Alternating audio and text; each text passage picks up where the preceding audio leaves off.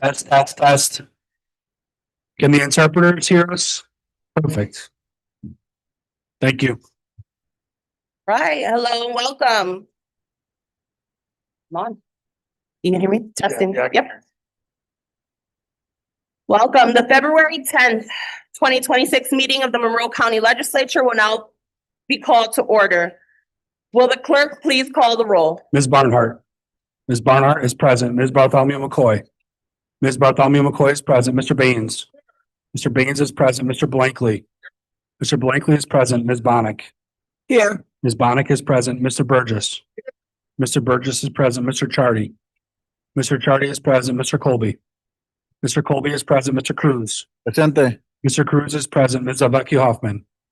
Ms. Zavecki Hoffman is present. Mr. Dondorfer is excused. Mr. Frazier. Mr. Frazier is present. Ms. Hasman. Ms. Hasman is present. Ms. Hugh Smith. Ms. Hugh Smith is present. Dr. Jeffrey. Dr. Jeffrey is present. Mr. Johns. Mr. Johns is present. Mr. Keller. Mr. Keller is present. Mr. Long. Mr. Long is present. Mr. Mafucci. Mr. Mafucci is present. Mr. McCabe. Mr. McCabe is present. Ms. McIntyre. Ms. McIntyre is present. Mr. Milne. Mr. Milne is present. Mr. Morris. Mr. Morris is present. President Roman. Here. President Roman is present. Mr. Sinclair. Mr. Sinclair is present. Ms. Smith. Ms. Smith is present. Mr. Stefferson. Here. Mr. Stefferson is present. Ms. Vasquez Simmons. Here. Ms. Vasquez Simmons is present. Mr. Udelson. Here. Mr. Udelson is present. Thank you. Please stay seated. I would like to introduce Pastor Steve Finley of Life Baptist Church, who has been invited by legislator Virginia McIntyre to lead us in a moment in prayer.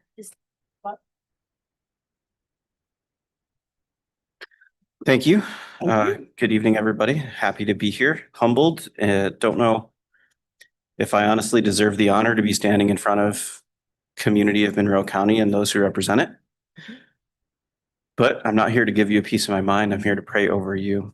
And that I'm willing to do because it means I get to serve the people of Monroe County, which is exactly what I hope to do in my vocation. And even though this is not the place I normally get a microphone, I'm happy to use it to serve you. So let's pray for this evening.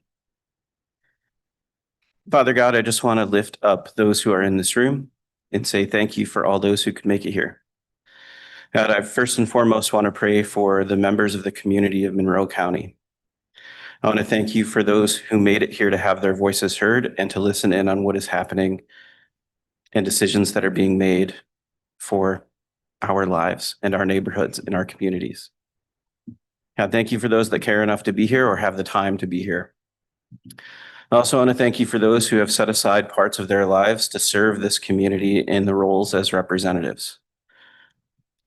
There are many of us that agree and disagree, and this is the room where debate happens. I pray that tonight voices are heard, debate happens, but in the end, we all realize that the reason we're here is to serve the same goal, which is to have a better, more prosperous, safer, loving, and generous community here in Monroe County.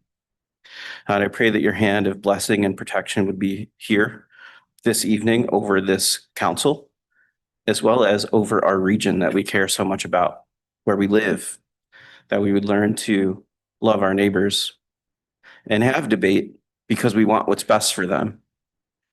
And I pray that we would all want what's best for each other. I pray for the decisions that are made, for the debates that happen, and for the opinions to be heard. I pray for the citizens to have the gusto to have their right to speak and be heard in the community made apparent this evening.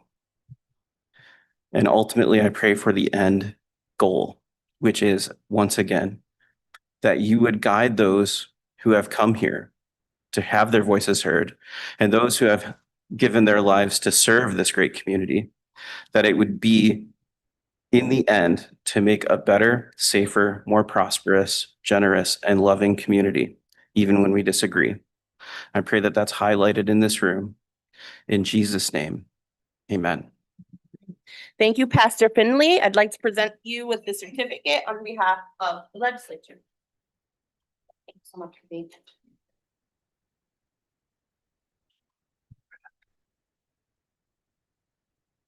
Thank you all. Please stand as Legislator Smith will now lead us in the Pledge of Allegiance.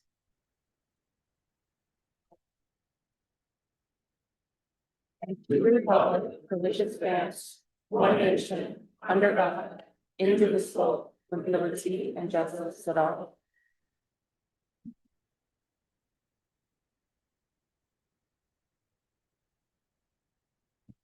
Your copies of Day 1, January 13th, 2026 are now available through One Meeting. Without exception, this journal will now stand approved as submitted.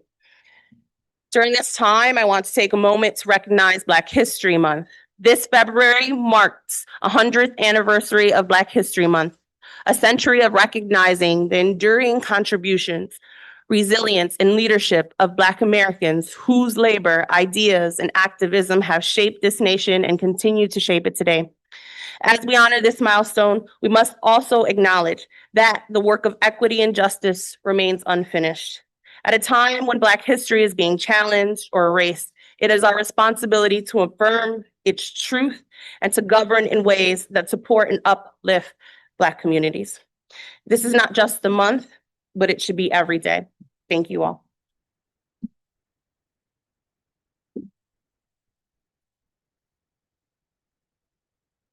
Legislators, the referrals submitted to the legislature for the next committee cycle are available on One Meeting as well as online. There are no proclamations scheduled this evening due to construction. Let's see. Have to wait 1 minute. I tried hard. I tried hard to delay our start a little, but it looks like we have to wait 1 minute to recess the legislature for our public hearing at 6:15.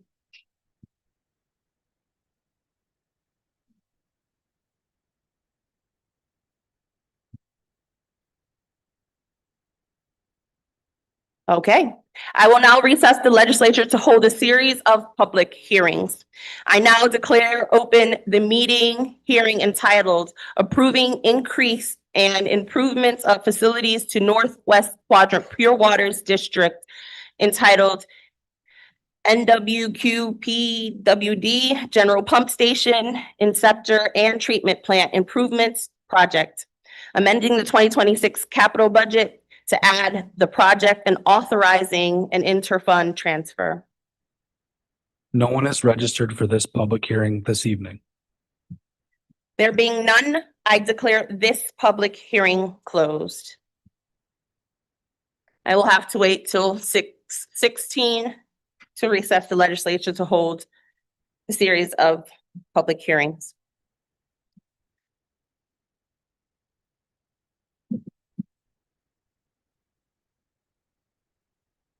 I now recess the legislature to hold a series of public hearings, and I now declare open the public hearings entitled Approving Increase and Improvement of Facilities in Northwest Quadrant Pure Waters District, entitled NWQPWD NWQ WRRF Electrical Improvements Project.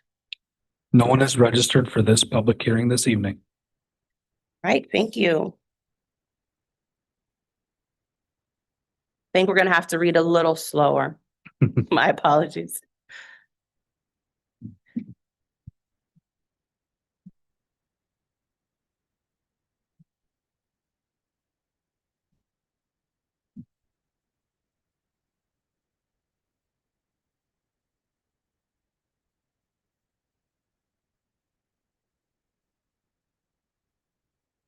Okay, I now declare open the public hearing entitled Approving Increase and Improvement of Facilities in Northwest Quadrant Pure Waters District, entitled NWQPWD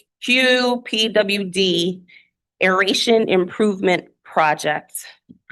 No one is registered for this public hearing this evening. Okay, thank you.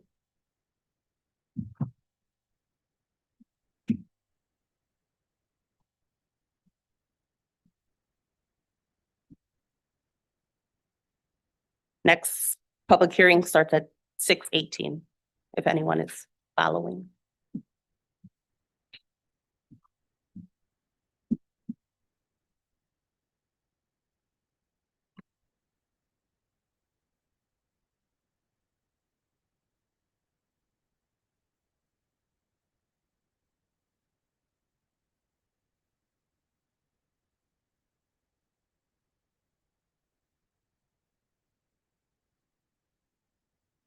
Okay, I now declare the public hearing entitled Approving Increase and Improvement of Facilities in Northwest Quadrant Pure Waters District entitled Northwest Pure Waters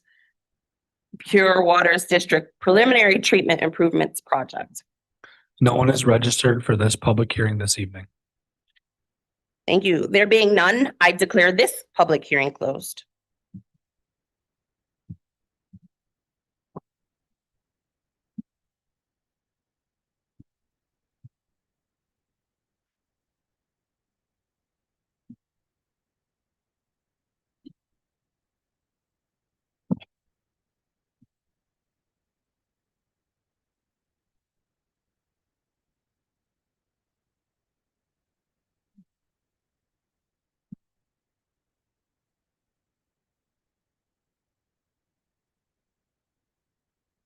I now declare open the public hearing entitled Approving Increase and Improvement of Facilities of Gates, Chila Ogden Sewer District entitled GCOSD General Collection Systems Improvements Project, amending the 2026 capital budget to add the project and authorizing an interfund transfer.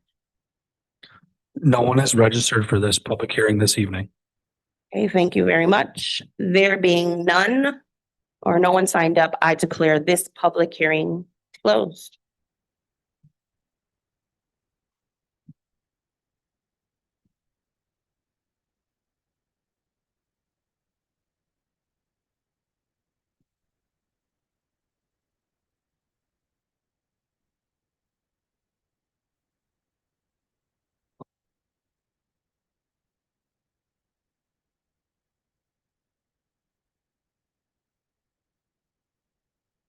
I now declare open the public hearing entitled Approving Increase and Improvement of Facilities in Rochester Pure Waters District entitled Rochester Pure Waters District General Collection System Improvements Project, amending the 2026 capital budget to add the project and authorizing an interfund transfer. No one is registered for this public hearing this evening. Okay, thank you. There being none, I declare this public hearing closed.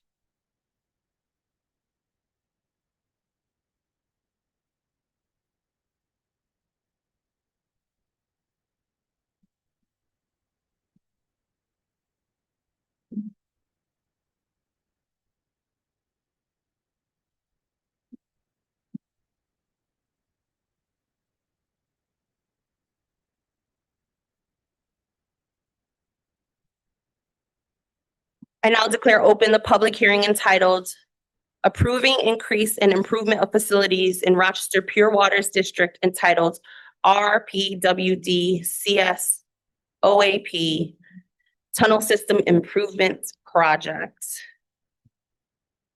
No one is registered for this public hearing this evening.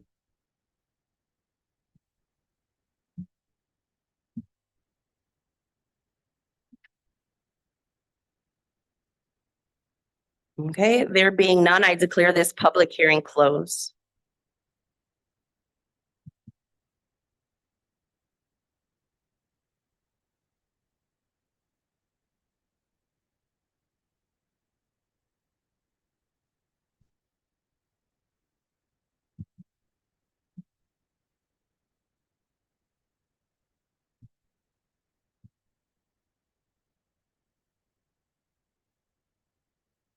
I now declare open the public hearing entitled Approving Increase and Improvement of Facilities in Rochester Pure Waters District entitled RPWD FEV WRRF Biosolids Handling Project. No one is registered for this public hearing this evening. Thank you. There being none, I declare this public hearing closed.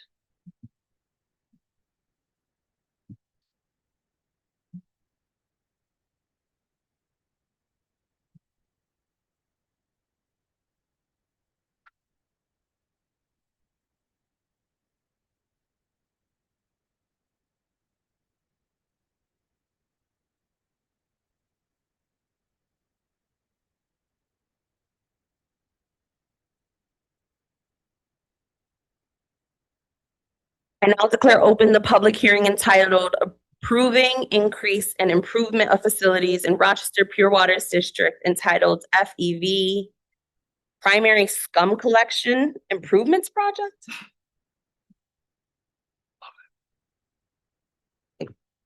There are no speakers registered for this public hearing. Okay, thank you.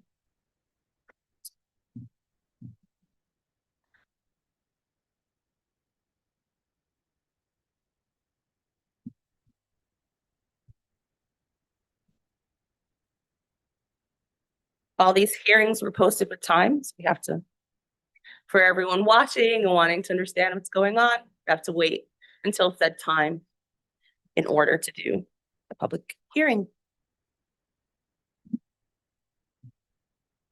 With that being said, I now declare open the public hearing entitled Approving Increase and Improvement of Facilities in Irondequoit Bay South Central Pure Waters District entitled IBS CPWD General Pump Station and Interceptor Improvements Project, amending the 2026 capital budget to add the project and authorizing an inter-fund transfer. No one is registered for this public hearing this evening. Thank you. That being said, and there being no one signed up, I declare this public hearing closed.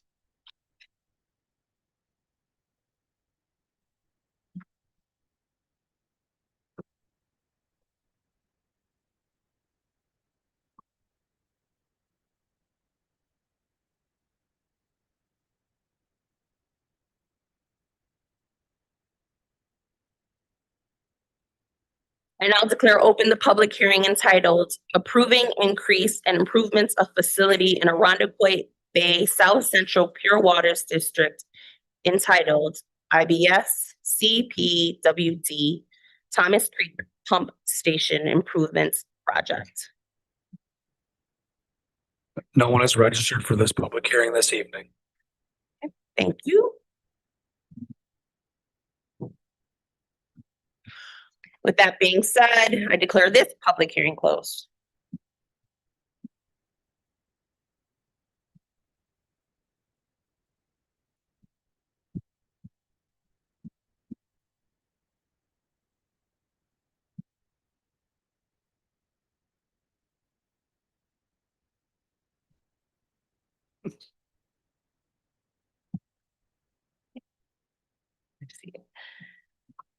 I now declare open the public hearing entitled Approving Increase and Improvements of Facilities in Irondequoit Bay South Central Pure Waters District entitled IBSCPWD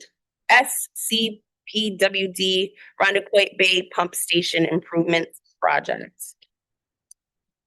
No one is registered for this public hearing this evening. Thank you very much. I now declare that public hearing closed.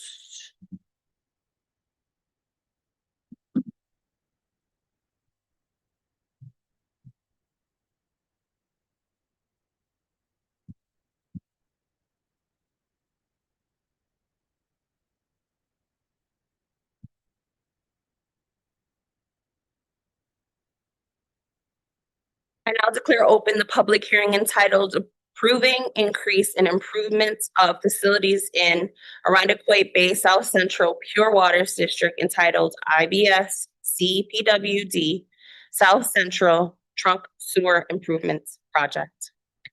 No one is registered for this public hearing this evening.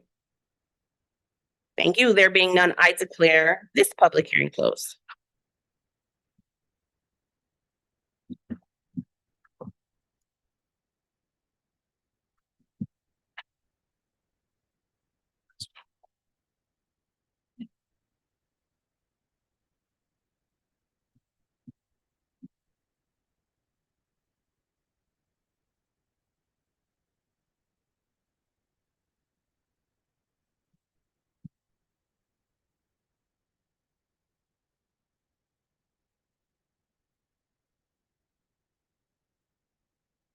Thank you. I now declare open the public hearing entitled Enact a Local Law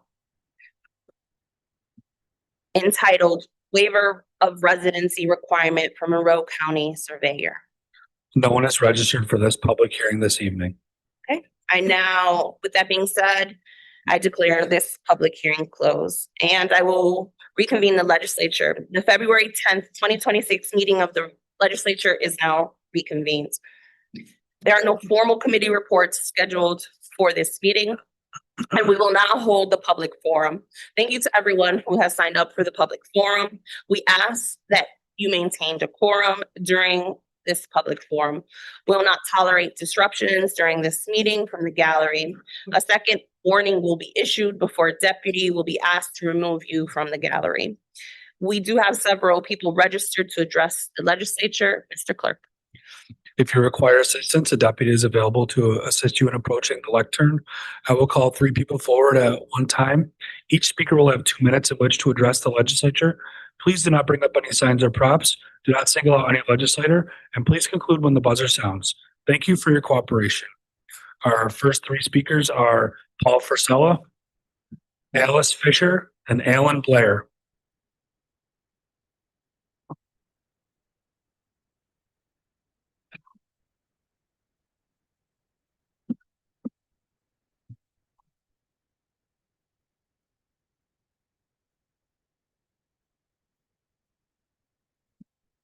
In our area, there are people who are wolves in sheep's clothing. Watch out for them. Legal Aid Society and Center for Disability Rights quickly dismiss complaints.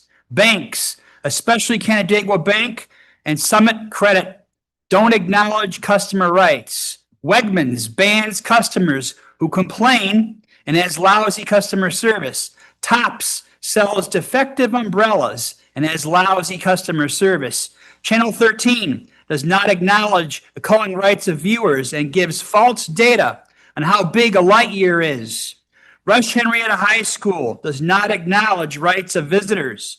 The Rochester Police Department does not acknowledge the rights of citizens, and they threaten some citizens. The Monroe County Sheriff Office ignores complaints and does not acknowledge rights of citizens. The University of Rochester does not acknowledge the rights of their employees and dental patients. Rochester Regional Health does not acknowledge rights of patients and punishes complainers. New York State Division of Human Rights ignores complaints and lies on the phone. The Rochester Roman Catholic Diocese has abused children and refuses to compensate them and believes in things whose existence can never be proven. Shun these groups. Strong regulators must stop them. Now, all is true.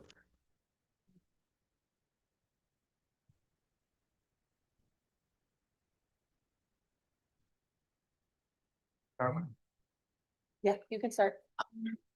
Hi, dear Monroe County Legislature. My name is Alice, and I've been in Rochester for about half a year now for college. First of all, I want to thank you all for passing the Climate Action Plan for Monroe County. But I mean, there are a couple of suggestions that could help the county reach its goal of reducing greenhouse gases by 2030. I am requesting that Monroe County build and maintain multiple compost facilities throughout the county by collecting and composting organic waste from households, restaurants, colleges, nursing homes, and really, honestly, any other building. Said compost can be used throughout the county to improve soil health and moisture content to help our plants and ecosystems. No money will be spent on harmful chemicals or put any operator's life in harm's way. No money will be spent on purchasing synthetic fertilizer either, because compost is already rich in organic nutrients necessary for soil health and plant growth. We will spend less money hauling organic waste to far-off landfills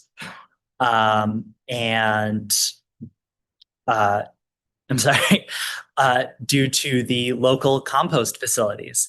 Please, for the future of our lakes and land, build multiple compost facilities in Monroe County. An additional benefit on top of all of this is that the compost can be used for municipal projects and the betterment of local land, such as street landscaping, town landscaping, and just giving back to the community members that help fund this through taxpayer dollars. Currently, the county, oh, sorry. Just wrap up. We're throwing away money by not following this initiative, and by establishing compost facilities, we can make Monroe County better for everyone. Perfect. Thank you.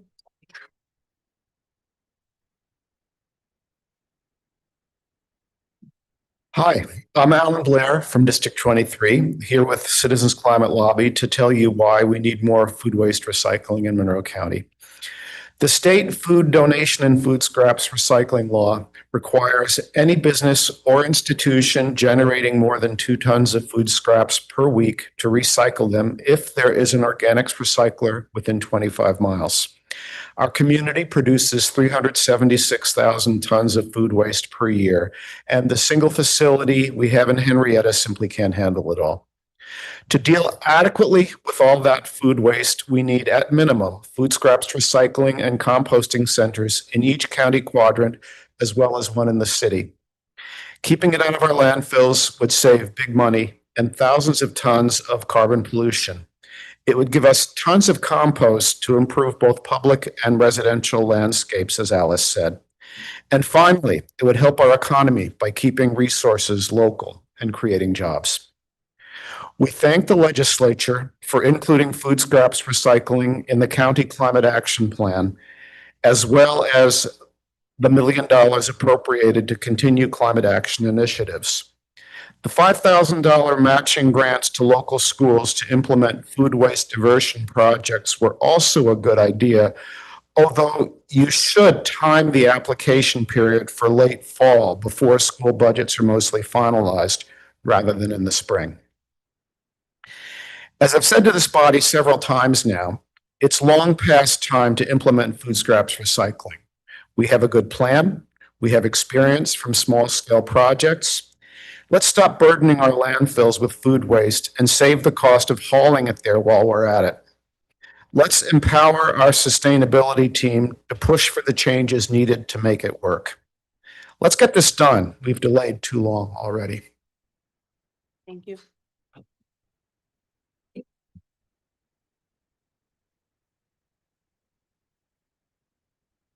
Our next 3 public forum speakers are Miguel Melendez, Janelle Duda, and Robert Garrow.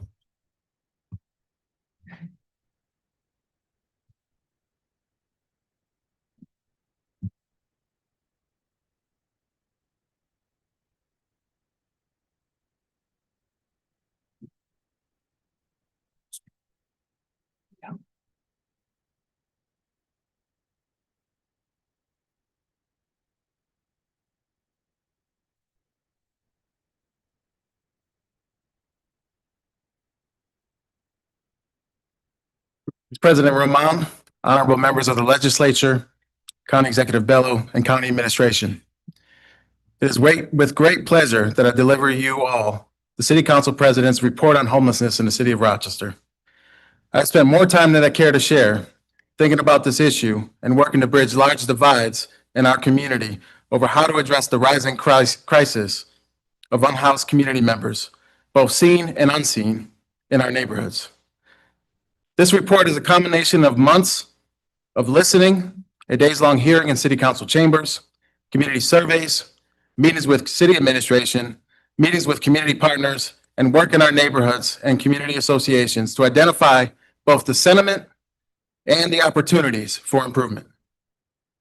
Not everyone will agree with every word in this report. It is intended to elevate the conversation and support all levels of government and community in our quest for continuous improvement. I'd like to specifically call out and thank Commissioner Thalia Wright and Deputy Commissioner Denise Reed for their continued work and advocacy in this space, and then simultaneously acknowledge the challenges in front of Monroe County to comply with stringent regulations while simultaneously attempting to serve a hard-to-reach population. This is complex. I welcome the opportunity to collaborate with members of this body to advance issues pertaining to regulations to our state partners, to improve conditions locally, and unite around what is possible. Your leadership will matter to a child that is couch surfing, to the neighbors in a tent, and to those who are on the brink of losing housing. But it will also matter to a family raising their children on North Clinton Avenue, or Lyle Avenue, or Monroe Avenue, who bears witness to people of all walks of life trapped in their communities, in need of additional support, with nowhere else to go but back to the avenue itself. It is in this spirit that I offer suggestions, and I will wrap with thank you all for your time, your consideration, and your public service, and I delivered 30 copies to the clerk. Thank you. Thank you.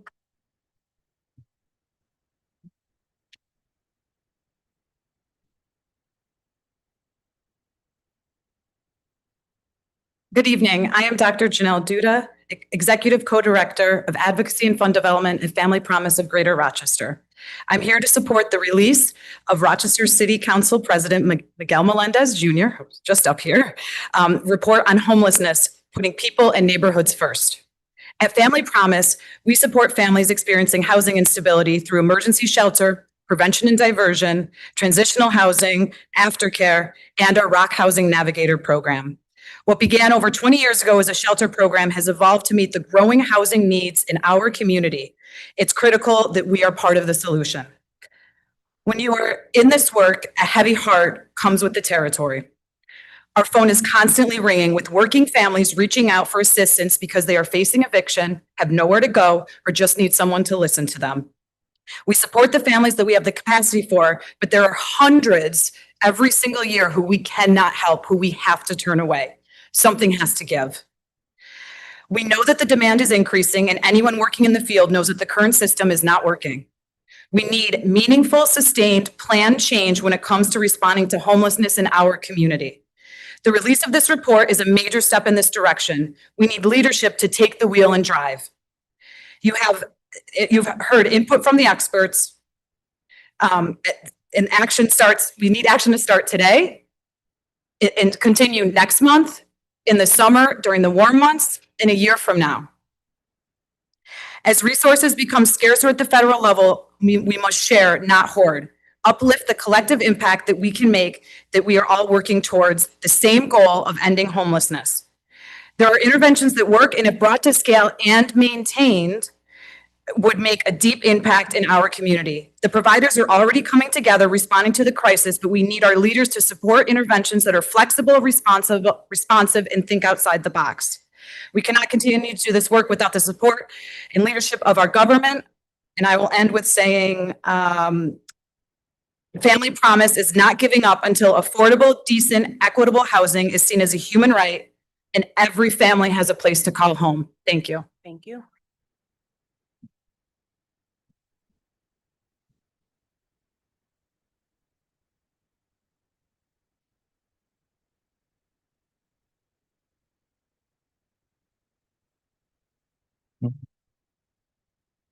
Tego seguego Lionel Dio Unions, Nikozas Ninoron, Wax Kalewage. My name's Ron Garo, and I just want to read this. I want to read it because I don't want to misquote this. Our nation was born in genocide when we embraced the doctrine that the original American, the Indian, was an inferior race. Even before there were large numbers of Negroes on our shores, the scar of racial hatred had already disfigured colonial society. From the 16th century forward, blood flowed in battles of racial supremacy. We are perhaps the only nation which tried as a matter of national policy to wipe out its indigenous population. Moreover, we elevated that tragic experience into a noble crusade. Indeed, even today, we have not permitted ourselves to reject or feel remorse for this shameful episode. Martin Luther King Jr. So, I noticed the flag, the Haudenosaunee flag was out front for our Indigenous people, or our Native American Heritage Month. It was up there for a little while, and that was pretty good. I'm not sure who makes the decisions or has decided that the Haudenosaunee flag is not worthy of flying every day, but my people, my ancestors, wrote the great law, which your U.S. Constitution was based after, in the Haudenosaunee women. Our matrilineal society is what influenced your early women suffrages and began the fight for women's rights. I'm not sure why that is not worthy of recognition, and I feel the flag should fly every day. But as Martin Luther King Jr. said, we haven't been treated very well, ever. And still going on. Actually, was kind of shocked that it went up, but not that it came down. As a matter of fact, we don't expect much less. Thank you. Have a good day. Thank you. On you, Wahe.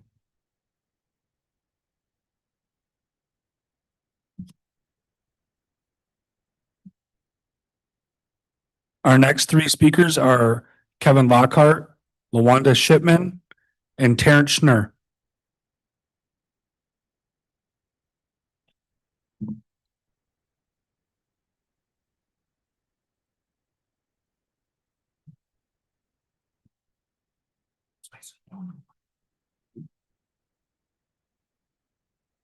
I put myself at great risk today by speaking to urge Brian Green, District Attorney of Monroe County, and this honorable legislature to open a prompt and impartial investigation into an alleged criminal conspiracy involving the Genesee Valley Labor Federation, GVFL, and local affiliate unions operating in Rochester and Monroe County.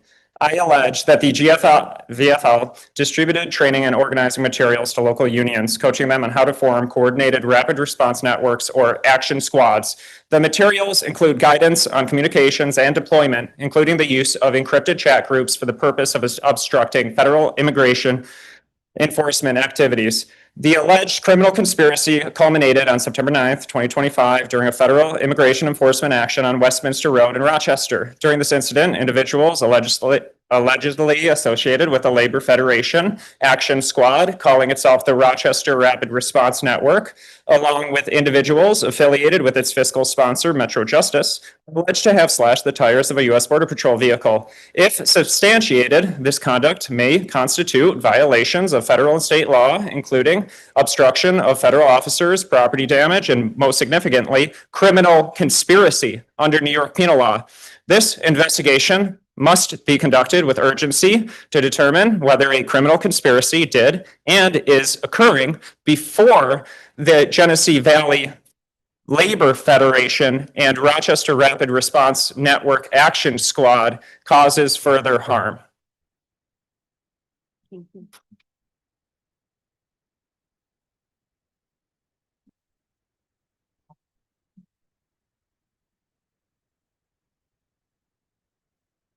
Good evening, everyone. My name is LaWanda Shipman. I am the Vice President of the Federation of Social Workers. I'm here reading a statement from Melinda Jones, who was a previous dues-paying member of FSW. And it reads, "My name is Melinda L. Jones. I was hired as a caseworker in the HELP program on January 13th, 2025. After completing my training, I was assigned to my team. Shortly thereafter, I requested an ADA accommodation consisting of a temporary reduction in work hours for a 2-month period from August 4th until October 4th of 2025. I notified both my supervisor and human resources of this request. Following that notification, I was immediately removed from work without being provided a cause or written notice explaining the reasons or the terms of the leave as required under Civil Service Law Article 72. As a result, I contacted FSW, my union, which filed a grievance regarding the county's failure to provide proper written notice and my missing 6-month evaluation. Both my physician and I completed our portions of the ADA accommodation paperwork and submitted all required documentation to the ADA office after I had stated to HR that my accommodation request is an ADA accommodation request. The ADA office issued an accommodation decision on October 6, 2025, after my scheduled workday had already begun. Additionally, during my grievance hearing on October 2nd, I was informed by the acting deputy director of HR that I would not be permitted to return to work until my physician cleared me for full-time employment.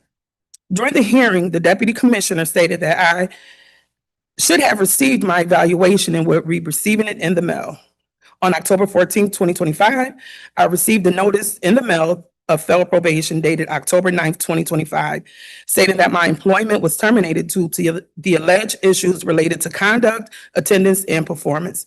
This determination was made without due process as required under civil service law and the collective bargaining agreement between the county and FSW.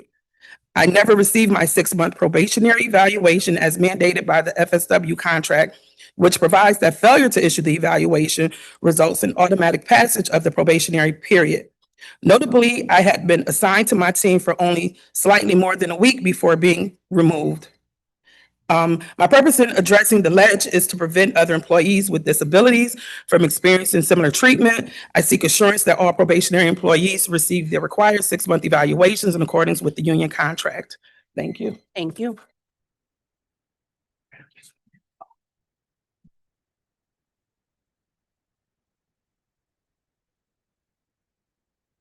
My fellow Americans, these are the times that put our souls to the test. For more than 2 months, our 32nd state has been under a prolonged hostile federal occupation, unprecedented in the past 149 years.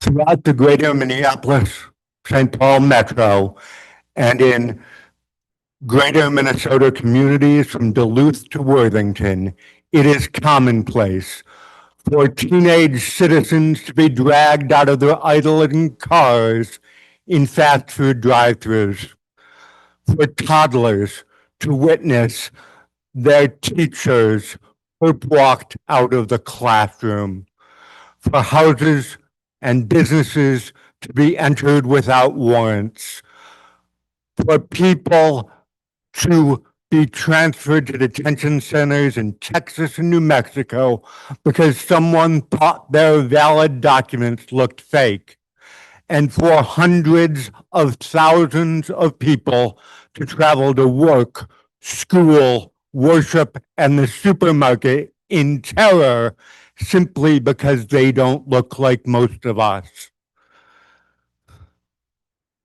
Thank God for people like the Genesee Valley Labor Federation who prepare us for when this reign of terror arrives here. Generations yet unborn will ask what each of us did in this moment of crisis. Thank you and have a good night.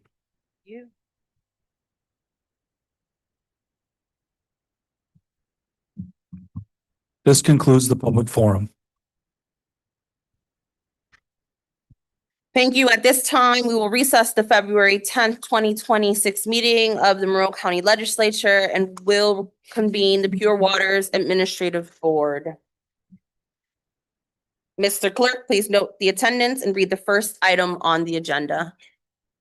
Madam President, Yes, Legislator Gilson. I move that we consider the whole Pure Waters Administrative Board agenda as a whole, items 1 through 13. Moved by Legislator Udelson, seconded by Legislator McCabe. All in favor? Aye. Any opposed? Item carries. All items carry.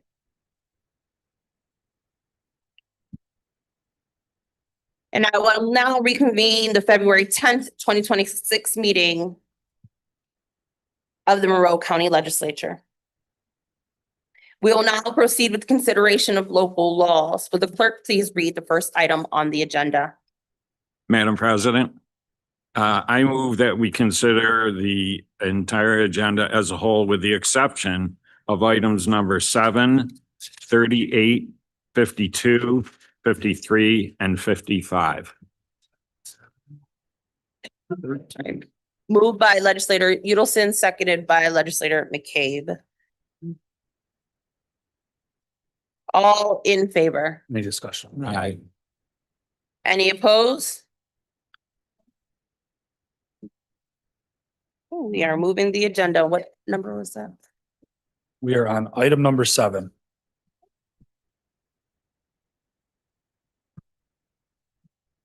Item number 7, referral 25-0401.BR. Resolution authorizing the issuance of $9 million bonds of the County of Monroe, New York to finance the cost of the increase and improvement of facilities of the Northwest Quadrant Pure Waters District in and for said county at an estimated maximum cost of $9 million and superseding the bond resolution adopted on February 11, 2025, resolution number 30 of 2025. Move it. Moved by legislator Mafucci, seconded by legislator Hugh Smith. Is there any discussion? Legislator Baines. Thank you, Madam President.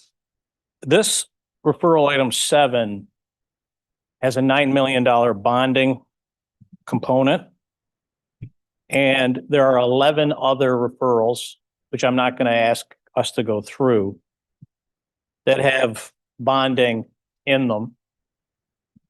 I left my notes at home, but I added it up. I think it's $29.7 million worth of bonding for the Pure Waters domain.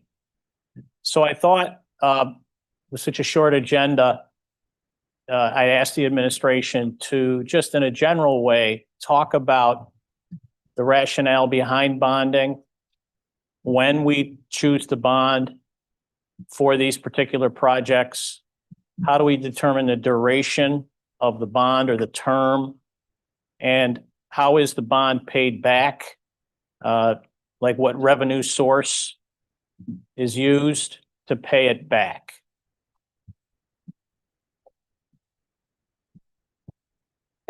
Through the president. So I'll try to answer all the questions, but this is just a general overview of the bonding process. So your honorable body approves this resolution this evening for the $9 million in this particular referral. That project capital fund is created and the project begins. So we don't do any bonding when the project begins. That all happens once a year, generally in June. We sell bonds. The bonds, in the meantime, during this whole time, if spending has happened, the general fund is advancing dollars for these projects. When we sell the bonds, all those funds are repaid to the general fund. You know, as we do, we prepare our budget each year. We calculate the debt service, the capital, and calculate the debt service for the principal and the interest for each project. We never, so our borrowing each year is dependent on the projects and what departments and the finance department determine are reasonable estimates about spending. We're not going out and borrowing this whole $9 million next June or this June. That doesn't happen. So we budget for the debt service. We pay the principal and interest payments are in June, and then we also pay an interest payment in December. For any Pure Waters fund related capital project, the debt service is paid out of the capital rates that are included in homeowners' tax bills. Thank you. I appreciate that. And I think we're all learning from that. So through you, Madam President, can you speak about a kind of target amount of bonding in terms of the overall budget? In other words, what would trigger a concern of being over bonded or maybe leaving money on the table and being under bonded? Is there kind of a best practice around an entity like our county in terms of how much debt it takes on and what type of debt it takes on? Through the president, there is maximum debt that the county can enter into. That's prescribed by the Office of the State Comptroller. We have a capital improvement plan that your honor approves each year. So that's part of this whole equation. The finance department works with departments. And it's going on at this time right now. We're actually working and trying to get the capital improvement plan to get departments to, think about how much we're spending because we're aware debt service is a drain on the county's budget, and we're entering some times that the budget's not going to be an easy thing to do. So looking at debt service as part of that. It's not working. So right now, the Pure Water's the plan. Debt service will be around $15.5 million a year between 2026 and 2028. It goes up a little bit. 2029 and 2030 plan is for $5 million.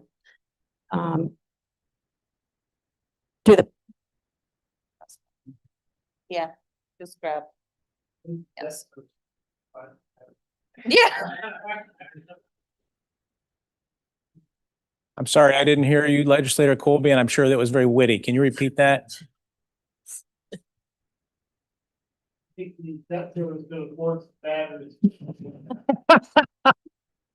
Oh, good. You're very good.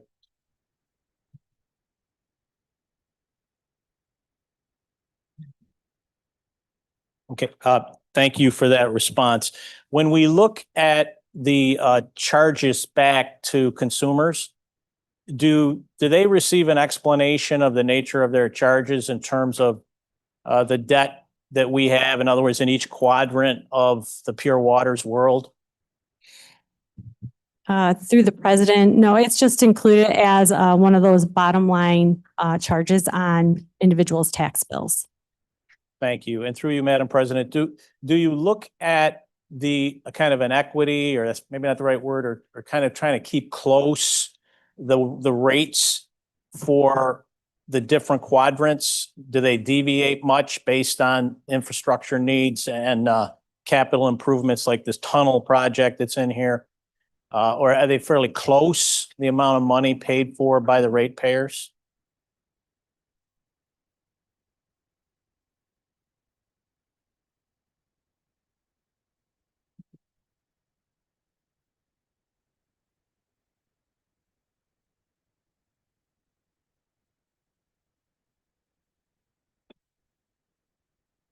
Mike.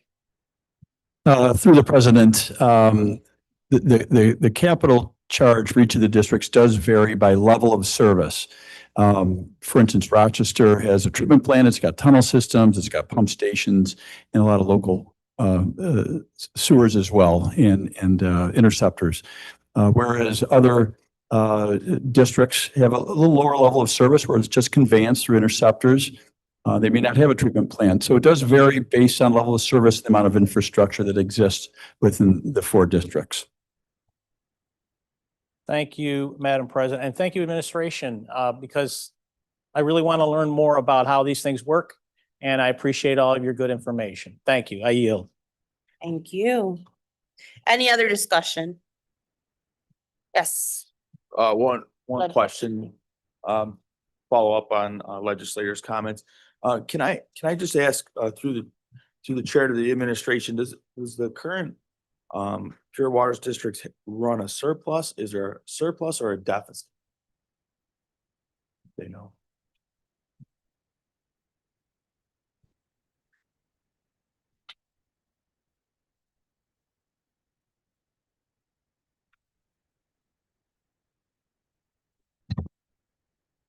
Through the president, I did not bring last year's ACFR with me, and so off the top of my head, I do not know exactly what the fund balance is, but there is currently unrestricted fund balance in the Pure Waters Fund as a combination of all 4 of the districts.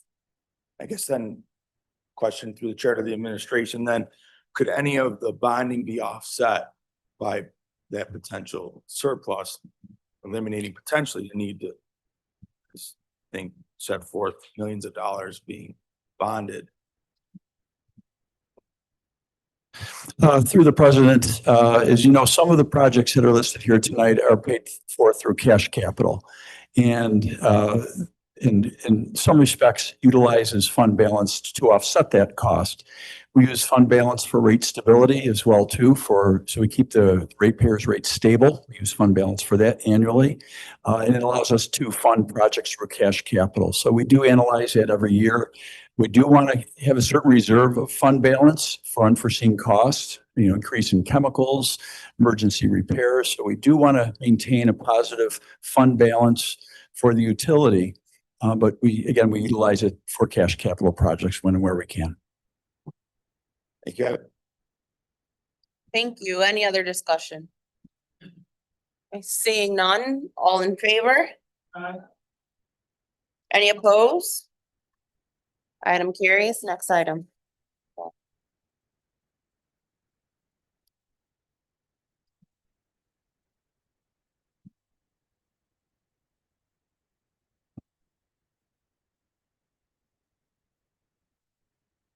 Item number 38, referral 26-0007, confirmation of reappointment of Julie Sianka. Second. Moved by legislator Long, second by legislator Mofucci. Is there any discussion? Yes, legislator, okay, and then we'll do roll call. Thank you, Madam President. I rise to explain my vote. My no vote today is not a reflection on the hardworking attorneys and staff of the Public Defender's Office, who serve an essential and indispensable role. Rather, as was the reasoning behind my past no votes, it is based on lingering concerns with the Public Defender's own public partisan policy statements. Specifically, past statements dismissing any relationship between bail reform and public safety, rejecting the need for a dangerousness standard, and criticizing law enforcement. To provide a few examples, Ms. Sianka has stated that even if there is a correlation between bail reform and crime, in quotes, so what? In addition, she has claimed that, in quotes, bail and public safety have no relation to each other, and even stated that law enforcement can't make you safe. Also a direct quote. At the time, we called for those statements to be retracted or simply clarified. Instead, we received a doubling down in written response, and we have seen no indication that her positions have changed. I believe the role of a public defender requires professionalism, neutrality, and restraint in public policy debates. In addition, I, like many of my colleagues, believe law enforcement does in fact make people safe, and that bail reform has done the exact opposite. For those reasons, I cannot support the reappointment and will vote no. Thank you. Thank you. Any other discussion? Okay. Yes, legislator McIntyre. I rise to explain my vote. I find the comments just shared by my colleague very disappointing, especially those about law enforcement not keeping our communities safe. But my predecessor received so much outreach about Julie Sianka being in this role.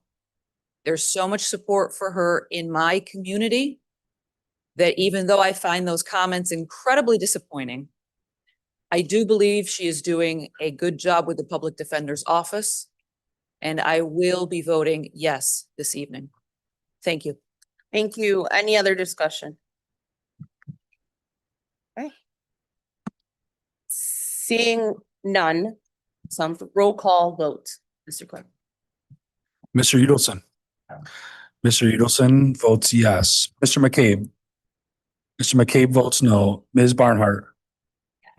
Ms. Barnhart votes yes. Ms. Bartholomew McCoy. Yes. Ms. Bartholomew McCoy votes yes. Mr. Baines. Yes. Mr. Baines votes yes. Mr. Blankley. Yes. Mr. Blankley votes yes. Ms. Bonnick. Yes. Ms. Bonnick votes yes. Mr. Burgess. Yeah. Mr. Burgess votes yes. Mr. Chardy.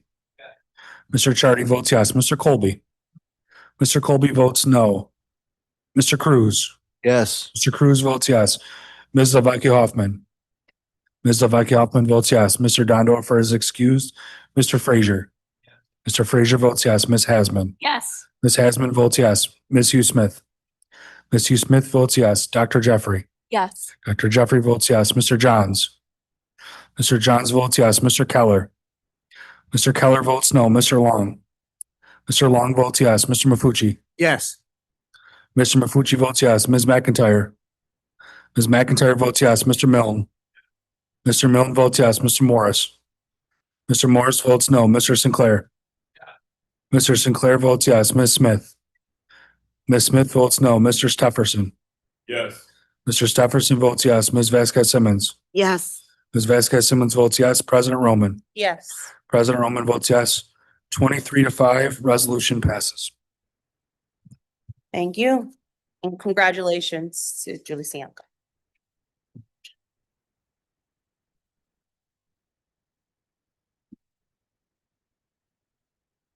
Item number 52, referral 26-0021, confirmation of reappointment to the Monroe County Civil Service Commission. Moved by legislator Barnhart, Barnhart. Thank you. Seconded by legislator Baines. Baines. Thank you. Is there any discussion?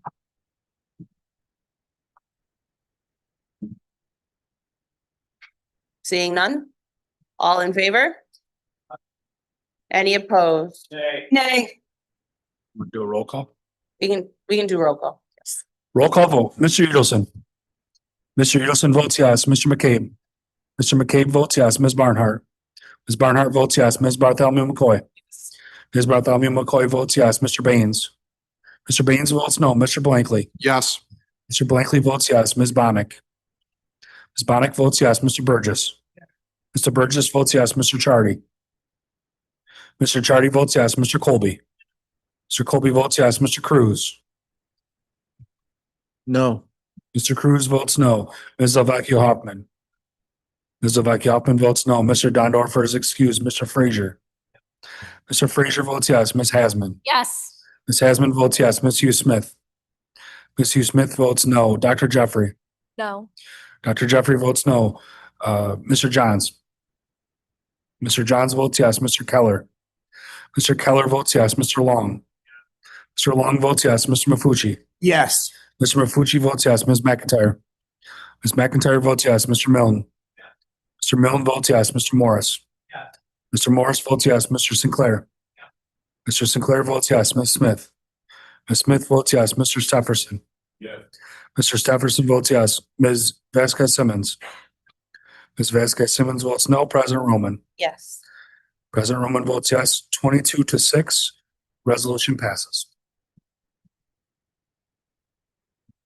Item number 53, referral 26-0022, accepting funding from New York State and authorizing contract with the Finger Lakes Performing Provider System in support of the Complex Care Program. Move it. Moved by legislator Mafucci, seconded by legislator Udelson. Is there any discussion? Legislator Barnhart. Thank you. I would just like to explain my vote. When we approved the ARPA funding for the complex care program, about $6 million, we were told that this was part of a transformative health initiative. Well, it's not. It wasn't until the program was restarted and we got legislation that we voted on in January for stopgap funding between that and the grant that we're accepting tonight, that the administration started using plain language to describe what's going on here. What's going on is that we are paying nursing homes to take patients with complex needs. There was no actual program beyond that. And we know that because in response to our questions at committee, they gave us a slide deck essentially showing that there was really no other budgetary expense beyond these payments to the nursing homes. Now, this next iteration does have a prevention component baked in, according, again, to the information that we got from the administration, but it's not really a big amount of this grant. So there's no end game here. The funding ask of the state that we were also provided actually says this is an ongoing funding request. It's not a program with an end date. This is an ongoing subsidy request. And what troubles me is the lack of data and clear outcomes related to complex care. We got this bare bones slide deck that was dated on February 5th, the day before it was given to us, which indicates that they had no real report on what they'd been doing with that $6 million until we asked for evidence of what exactly went on here. It's concerning that there wasn't a report already written about that $6 million that had been sent to state legislators to justify this grant. Now, clearly, there is a problem to solve. Medicaid reimbursement rates are very low, which is why these nursing homes do not want to take these patients. Okay, and we've placed quite a few patients. But the transparency issue here is a real problem. And I have heard from constituents that they want to know which nursing homes are being paid. They want to know that these nursing homes have good quality ratings, and they simply want more information. I think that is a good idea as we move forward on this grant, which does have not only the prevention component, but it also has a component for data. So I hope this legislature is updated on how this program goes, as it appears to be a policy decision that's been made that will be ongoing for some time pending available funding. Thank you. I am voting yes. Thank you. Thank you. Any other discussion? I have a question, actually. To the administration, can you just explain what would happen within the healthcare system when these complex care patients aren't moved to a nursing home through this program? Yes, through the president. At a very high level, the hospital systems have capacity issues. If you're unable to move patients, you're unable to treat new patients. Okay, thank Through you. the president. Thank you. Any other questions? Yes, Legislator McIntyre. I rise to explain my vote. Obviously, I'll be voting yes on this. But as I have said before, in this body, we have a crisis on our hands with our aging and those that need complex care. It's just a growing group. As the legislator pointed out, there are problems with Medicaid reimbursements. There are problems with homes shutting down. It's disappointing that we only seem to address these issues when we have a referral like this that comes up. There is really a crisis on the horizon with our aging population. Last Friday, a few legislators and I were able to attend the Greater Rochester Area Partnership for the Elderly, where they talked about some of the challenges that we are facing and some of the funding that we're not sure where to find it. But I really believe that in general, this is something we need to be talking about a lot more. Again, I will be voting yes on this, and thank you. Thank you. I yield. Any other discussion? Yes, Legislator Jeffries. Thank you, Madam President. I rise to explain my vote. I will be voting yes for this, but I have experience with the complex care system. And I know firsthand how important it is for us to be able to move our patients out from the hospitals to make room for them and into facilities that are important and matter and treat people with dignity. This is something that is extremely important for our society. As the legislator mentioned, this is a growing crisis within our community as well. There needs to be transparency and there needs to be data that is associated with this. And we as a legislating body have a right to be able to see that data, understand it, and understand what our constituents need. This is a matter of being able to take what our constituents need and put it forward. And I urge the administration and thank the administration for being able to get this money, but also urge them to be able to share that data with us as it comes up and not last minute. Thank you. Thank you. Any other discussion? Okay. Seeing none, all in favor? Any opposed? Item carries. Next item. Item number 55, referral 26-0057, authorizing a naming rights agreement with ESL Federal Credit Union and Rochester Community Baseball concerning naming rights for the stadium located at 1 Maury Silver Way in the city of Rochester. Madam President. Second. Moved by Legislator Hugh Smith, seconded by Legislator Mufucci. Is there any discussion? Legislator Baines. Thank you, Madam President. Let's drill down into this proposal. Through you to the administration, who are the signatories or parties to the agreement?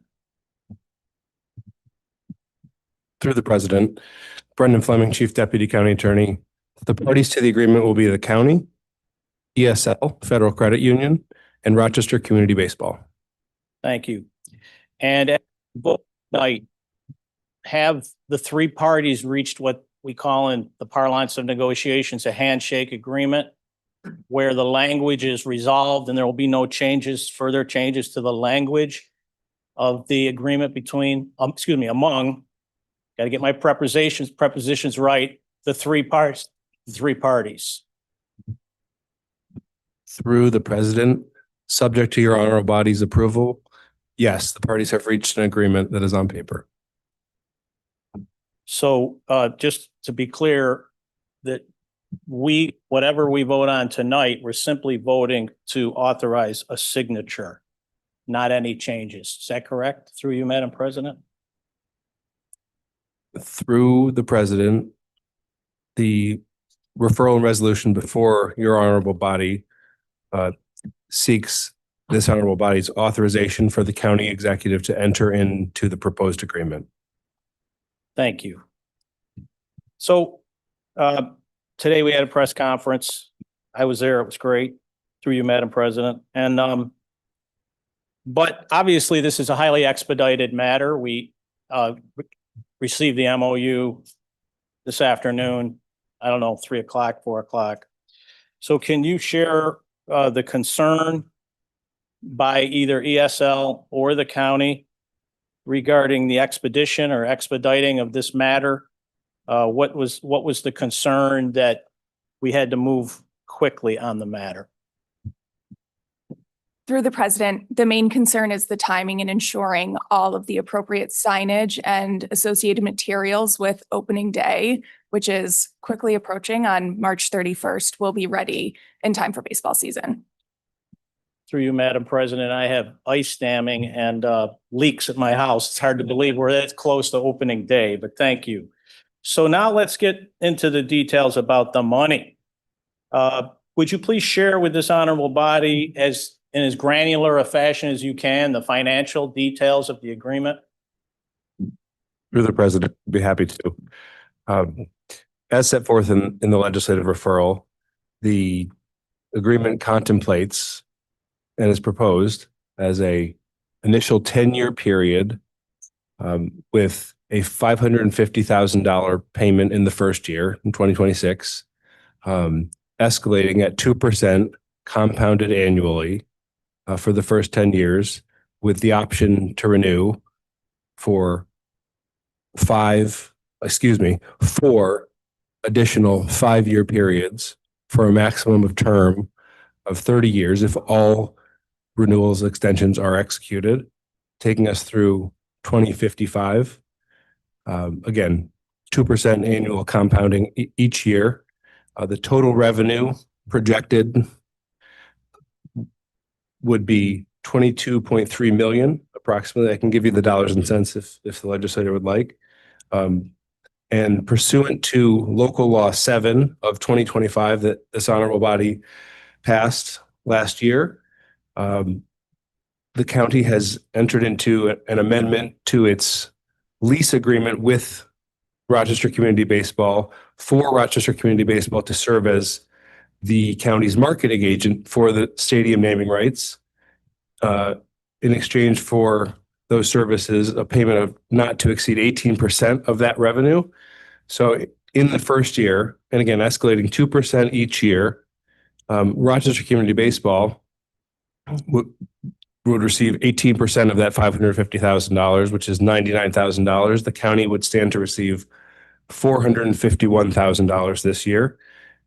The projected revenue for the first 10-year term is $6 million, with about $1 million, just short of 1.1 million to the Rochester Community Baseball, and 4.9 million to the county. Thank you. Through you, Madam President, I think it's important for people paying attention that it was this honorable body which passed the resolution that pays the Red Wings 18%. And you said that, but I want to put that on the record. Okay, so through you to the administration, let's talk about the process for continuance at the 10-year mark. What are the prerogatives of the parties at the 10-year mark? Can either party, without justification or explanation, simply say, I wish to terminate any one of the three parties say, I wish to terminate this agreement after 10 years?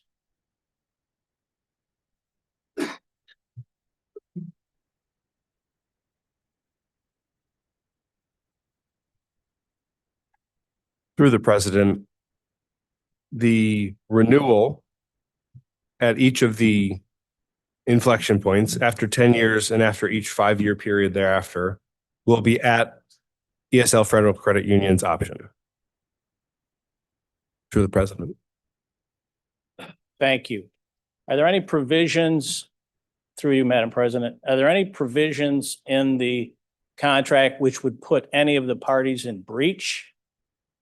So that other than obviously the inflection points referenced, where a party could simply say, the contract has been breached and I no longer am responsible for following its terms? Through the president, yes, as is the case in most, if not all, contracts the county enters into, there are provisions for identifying a breach or a default by the parties. In particular, of interest to the legislature may be that if the Rochester Community Baseball ceases to be the leaseholder at ESL Ballpark, the agreement could be terminated. Or if Rochester Community Baseball ceases to hold a Class A professional baseball license. Those are two examples of the provisions for default or termination by default. Through you, Madam President, and would either the county or ESL be able to terminate on that basis, on basis of those two conditions?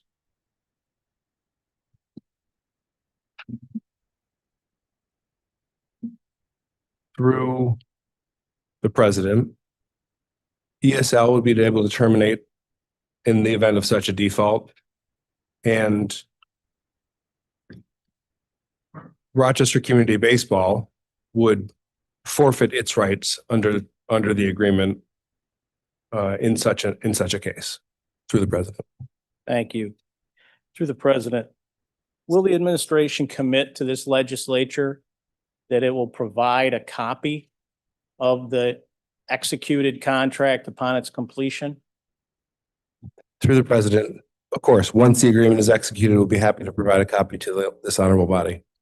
And through you, Madam President, would that be posted somewhere on the internet or would we receive it in a hard copy?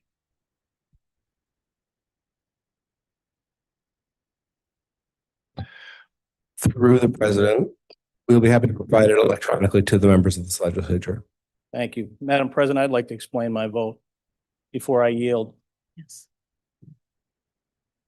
I mean, I could do a 20-minute peroration on the meaning of the Red Wings to this community, going back to my grandparents, my dad going to Silver Stadium with his 10 kids, being a knothole ganger, you know. But I tell you something, when we look at ROI and we look at our neighbors to the west in Buffalo, where they extorted, I don't know who extorted whom, but I know the taxpayers are spending hundreds and hundreds of millions of dollars on a stadium that most people can't afford to go to. I would say that our stadium, our Rochester Community Baseball, is one of the best value propositions for families that's existed in this community for the 73 years I've been around. And today, I said to myself, Baines, you're an old man. You've been here a long time. Come up with a better partner. Think of a better partner, more connected to the community, more rooted in the community, controlled by a board from the community, serving the community. Come up with a better partner than ESL. Well, I couldn't come up with one. And yes, as everybody here knows, I don't like having to make decisions in a hurry. Now, I'm not happy that we got to do all this in a couple minutes, basically. But thank you, administration, for your answers, because if we waited a month to vote on this, none of the details of the agreement will change. This is not a policy decision. This is a money decision. It's a contract. And so I feel that I have adequate information to go ahead and vote with enthusiasm, yes, for this proposal. Thank you, Madam President.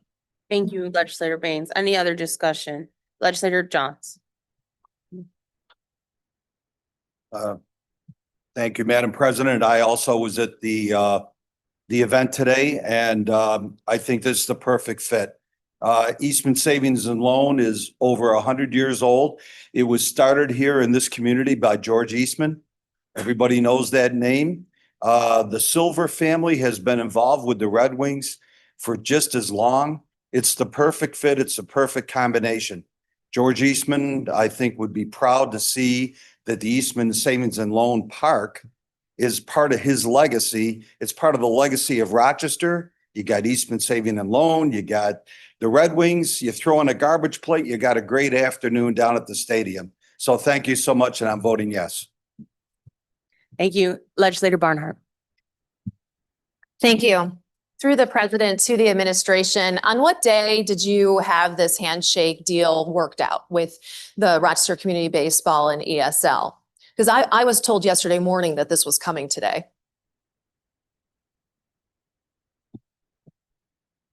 Through the president, the handshake deal was solidified on Saturday, February 6th. Through the president to the administration. So you could have given us more than 6.5 hours to go over this legislation. You just chose not to. Why did you choose not to give us the most time possible to review the details?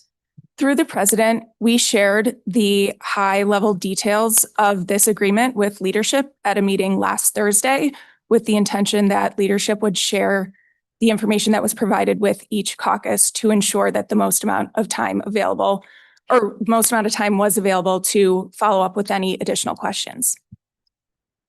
Through the president to the administration, those details, none of them were shared with this caucus. Why was a 2% annual escalation clause chosen, which is typically below inflation?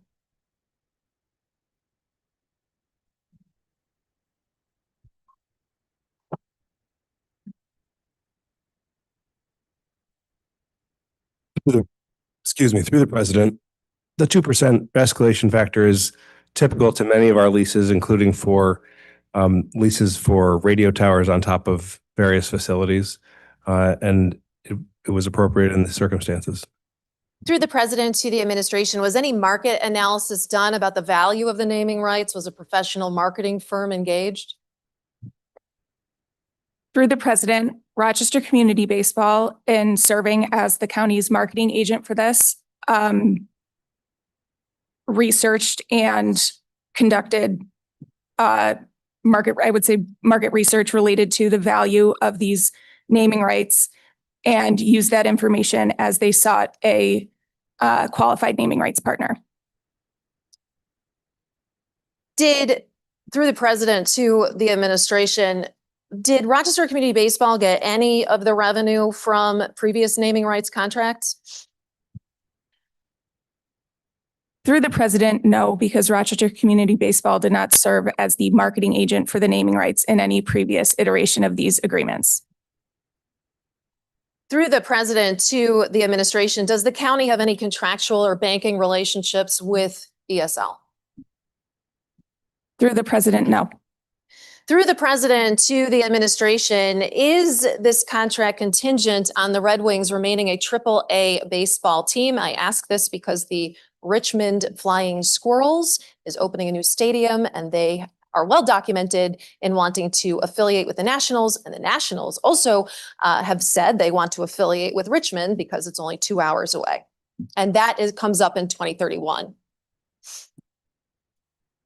Through the president, yes, the proposed agreement has a provision that, as in response to Legislator Baines' question, we indicated that if Rochester Community Baseball ceases to hold a Class AAA professional baseball license, it could be declared an event of default. Okay, I would like to explain my vote. This deal locks in 2% escalation when inflation is typically 2.5% to 3%. That means as time goes on, we are effectively subsidizing ESL's marketing budget. After 10 years, that's giving up nearly $200,000 if we compare 2% to 2.5%. After 30 years, that's giving up $2 million. And that's if inflation stays at 2.5%, and we know that sometimes it goes above that. We are betting against our own future. We are assuming that downtown Rochester won't boom, raising the value of these naming rights. We are assuming that the economy won't grow more than 2%, making these naming rights worth more.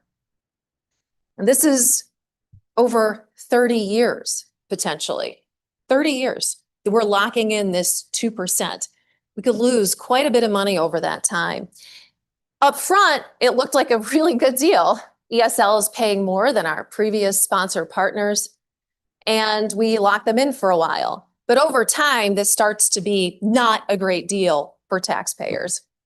And look, I get it. ESL is a wonderful organization. It's a trusted community partner. We want security for this beloved, important asset downtown. And what we learned tonight, though, is that if the naming rights value does increase for whatever reason, that Monroe County can't turn to ESL and say, we want to negotiate this. We just learned that ESL is driving this bus for the next 30 years. And we know that ESL probably won't walk away because, again, they're getting a great deal here. And I know that some people will say, well, the county is also getting a great deal because we get security of that revenue. But these are not our choices. Our choices are not to enter a 30-year deal. We could cut this off at 10 years and be in much better shape. But 30 years is a really, really long time to stick at 2%. And, you know, legislators, we were not really consulted on this, were we? I mean, we were given this legislation. My email for this legislation came in at 11:27 a.m. today, which meant that I had to, on my lunch break today, call experts and do spreadsheets about how much money we were going to make and how much we could make if we followed inflation here. That is absolutely not good governance.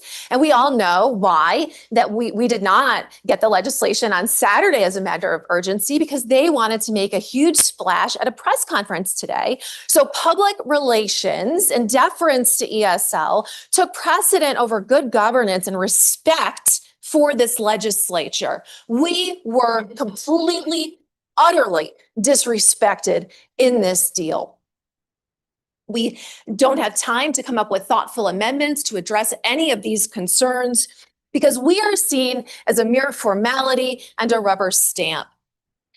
And the last thing I would point out is that what we are voting on tonight, we're actually not voting on any terms of any deal, because if you read the actual resolution, it doesn't have any terms of any deal. And I recognize that this legislature has done this in the past, where we essentially give the administration a blank check and just trust them to do what they say they're going to do. Well, we shouldn't do that, but we absolutely shouldn't do it for a potentially 30-year deal with massive impacts on our taxpayers and on a beloved community asset.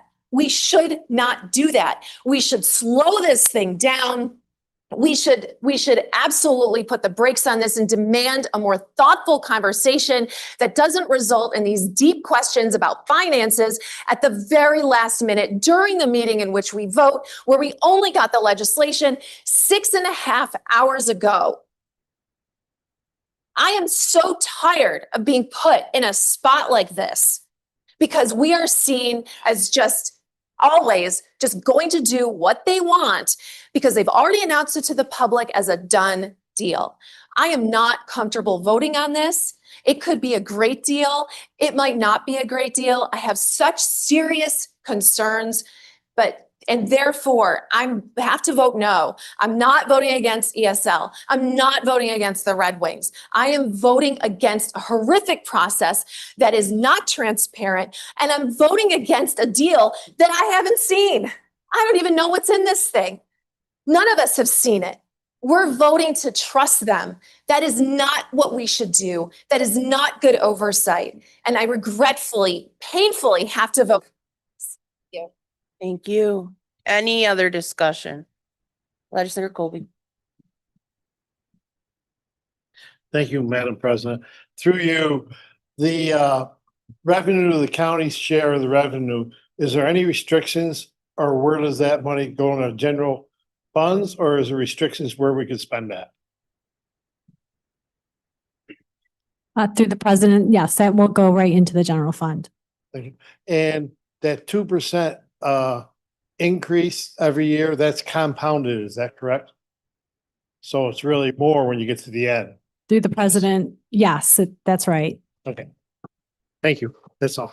Thank you. Any other discussion? Yes, legislator. Charlie, yep. Yes, through the chair. Just briefly, were there any other players with regards to the naming rights, the negotiations with Rochester Community Baseball? Through the president, we were only updated with regards to a potential partner when a high-level deal was close. So we are not aware. You know if this was the largest, again, through the chair to the administration, was the through the president to the administration, was this the largest deal that you received or that they received? Through the president, again, I don't know what other conversations Rochester Community Baseball had. This was determined to be the best deal they had, and that was the deal they brought to the county. To the president, to the administration, is this is this naming right deal larger than the last than the current deal? Through the president, yes. And lastly, through the president to the administration, you don't know whether or not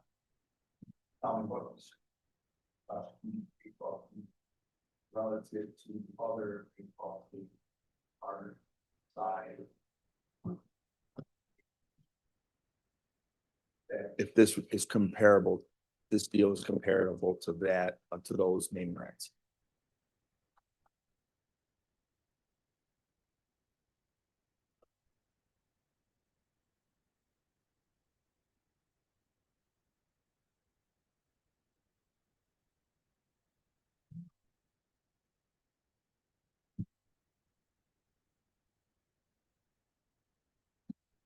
Through the president, we are aware that Rochester Community Baseball looked at similarly sized communities with similarly aged facilities when they determined what they thought a reasonable naming rights value would be. And we came in what I would say is above what they initially determined would be reasonable naming rights value for ESL Ballpark.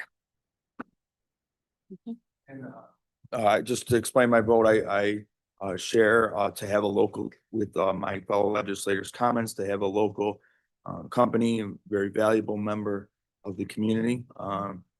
ESL Ballpark, it is a great fit. Thank you. Thank you. Any other discussion? Legislator Cruz. Thank you, Madam President. Through you, Madam President, to the administration, my first question is more of a point of clarification. If I understood correctly, after the 10-year period, there will be a 5-year period of renewal in which only ESL has the ability to speak for or against following through for the next 5 years? Through the president, the initial term is 10 years, at which time ESL Federal Credit Union will have the option to renew for an additional 5 years. If in the event of default, anytime at or before then, there may be grounds which to revisit or terminate the agreement as set forth in the proposed agreement. But yes, the renewal is at ESL Federal Credit Union's option. So through you, Madam President, to the administration, and just to clarify, get the nail in the coffin, Monroe County does not have the ability to say, you know what, we don't want to continue another 5 years. Thank you, but no, thank you. Through the president, unless there is an event of default that would terminate the agreement or other applicable termination condition, that is correct. Thank you. I would rise to explain my vote, Madam President.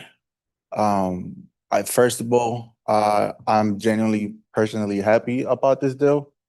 But as a legislator for the 21st District, I also have to voice my concerns and also I feel uncomfortable about the fact that, we're getting information last hand, and so I'm forced to make decisions, financial decisions for this county, regardless how good I feel this partnership is, based on very limited information. And so I feel the need to voice that publicly. However, as someone who worked in the non-for-profit section within the 14621 district with the Rochester Hispanic Youth Baseball League for the 10 years, a span of 10 years, 6 of which I presided over, were most likely the toughest times that I've ever experienced in my life. And I've been a firefighter for 15 years now. In that time frame, ESL Credit Union, not as a bank, but as people, came to our aid, not only financially, but members of their branch became coaches within said organization. And we're talking about 14621, the most dangerous zip code in all of New York State. Because of that, I have a level of trust in the work that they do, seeing how they represent our community, like many of us already know. And because of that, I am willing to vote yes on this, and that I have trust in their partnership. I have trust in the administration. And so I do pray that this is fruitful for us moving forward. And when my son is 30 years old, he could see this being what it was meant to be. And let's play ball. Thank you. Any other discussion? Yes, Legislator Colby. Oh, I think you already went, right? Yeah. Legislator McIntyre, thank you. Through the president, a couple times we talked about how this is a larger contract, but nobody's stated exactly how much larger. How much larger is this contract than the previous contract?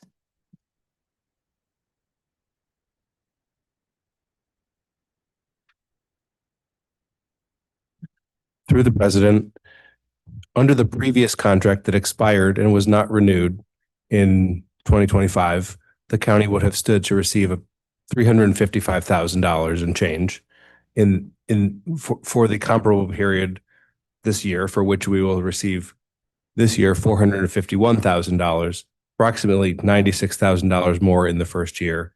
And the overall contract, if the full 30-year term runs, as I said previously, there will be a total revenue of $22.3 million, with 18.3 of that going to the county.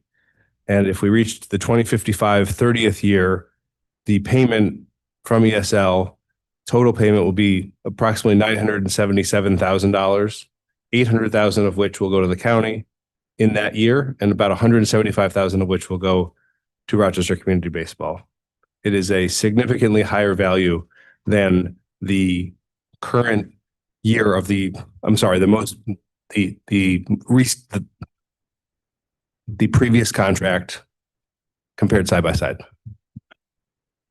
Thank you. Okay, I will explain my vote. I had the pleasure of being at the press conference today. It was a moment of great joy. There is clearly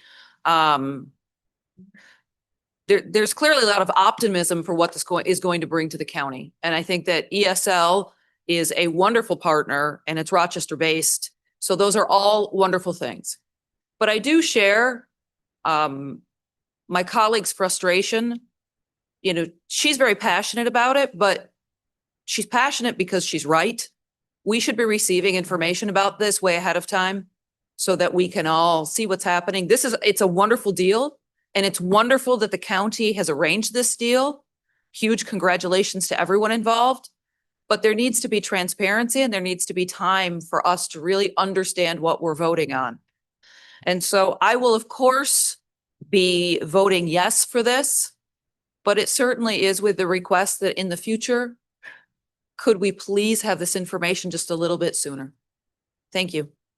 Thank you. Any other discussion? Legislator Colby. Thank you again, Madam President. Can ESL forward this or assign this contract to somebody else? Or is it exclusive? If they don't execute it, they are out. They forwarded the contract because the last contract we had, it got forwarded to the new owners. If I remember right, am I correct? To Madam President.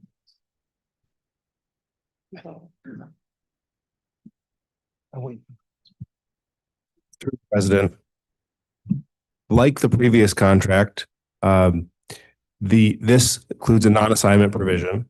The previous contract was assigned only upon the assent of this honorable body by resolution in 2022 before the name was changed to the previous naming rights partner. So this one would operate the same through Madam President, correct? Through the president, correct. Thank you. Thank you. Any other discussion? Seeing none, all in favor? Any opposed? Okay. Legislator Barnhart, Yes. 27-1, resolution passes. All right, thank you. Thank you. There being no unfinished business. Madam President? Yes. I move that we stand adjourned until 6 p.m. on Tuesday, March 10th. Okay, so moved.